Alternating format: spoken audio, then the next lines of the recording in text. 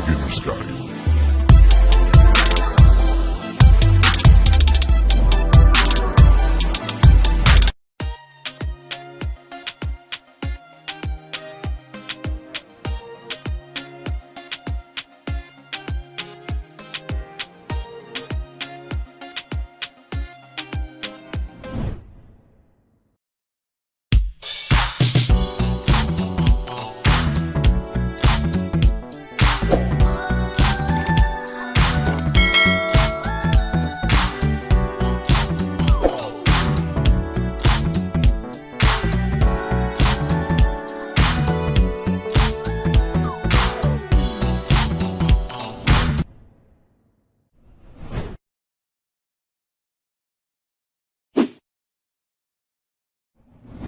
So hello guys, welcome back to my channel. So matagal tayong hindi nakapag-upload. It's been 4 years.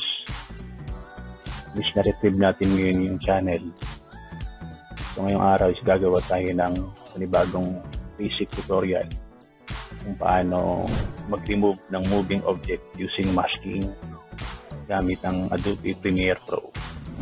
Isa lang ito sa mga paraan kung paano mag-remove ng moving object gamit ang Premiere Pro. So, ito yung magiging resulta niya.